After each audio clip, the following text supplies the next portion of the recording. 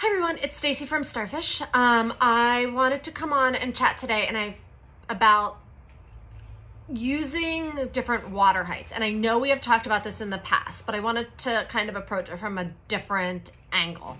Also to issue you guys a challenge. So anybody that's already using the Otteroo, I would love you to play with the water heights and let us know what you see is different. So like where your little one can maybe touch the floor of the tub versus they're just completely floating. And I would love to hear what differences you see.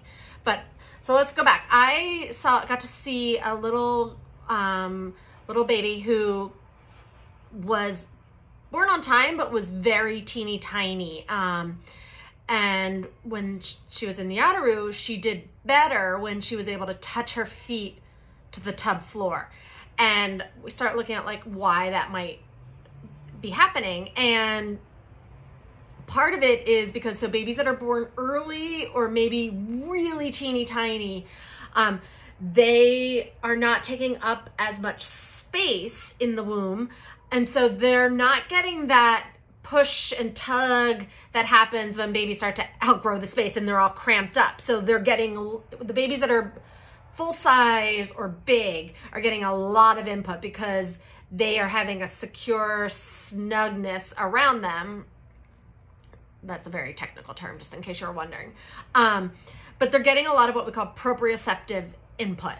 And what that is it's telling them where their body is.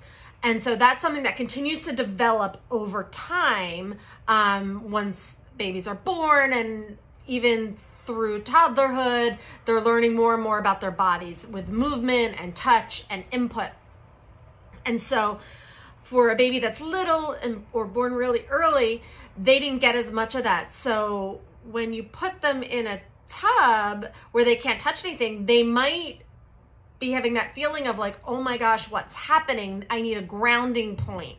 And so by lowering the water some so their feet can rest or their bum can rest, can help give them that grounding to start with. You want to get it so that they can enjoy floating. So there's different ways you can do that. You know, I would always start with the floating. And if they're struggling with that a little bit, you know, and try lowering it down some so that they're just like lightly can feel the ground beneath them and see what happens there. And then the next time I would start with it full so they're floating again. And then if they're struggling, try lowering it down again. But you want to try to increase the time that they can float each time. Because they are going to be getting input from the water too, but sometimes they need that more solid surface for like just what we like to call grounding. Like, okay, here's a solid point. I can orient myself to my world.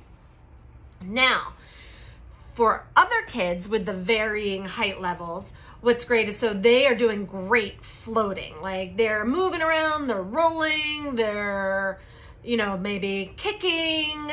Now start to lower it some. Let's see what happens with, sorry, I just got a distraction on my phone. So let's start to see what happens with tummy time. Are they able to now push up? Are they able to use some of that buoyancy of the water to help, but still get the benefits of the ground? Are they able to pull their knees underneath them, start to get into some hands and knees position? And the nice thing is, because they have the Otteroo here, they're keeping their head out of the water, and you're going to be there supervising, but they can start to play with some of these skills that happen on land, but in the tub, so getting some of the benefits of the water.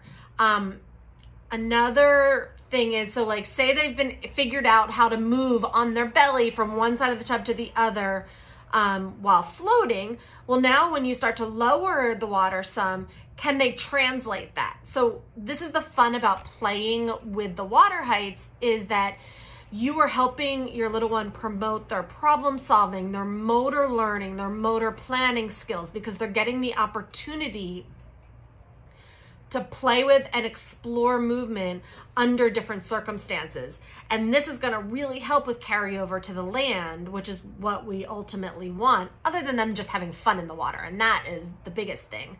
But this will help carry over to land which is pretty cool. The other area that's fun to see with the water difference is as they get better at sitting and can maybe start to sit in the water, if the water's low, there's going to be pros and cons. So if the water's high, they can get some of that buoyancy from the water and some input there, which can help hold them still. But then if with the high water, any type of water movement is going to throw up their balance some, so they'll have to work a lot harder to hold their balance.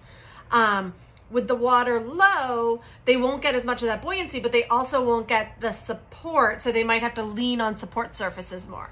So what I would love is for you to share your stories of your little one, share videos, tag us. You can tag Otteroo, tag Starfish.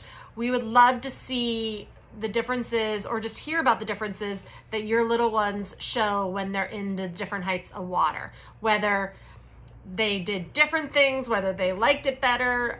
Share your stories. We can't wait to hear. Thanks, guys, and let us know if you have any questions.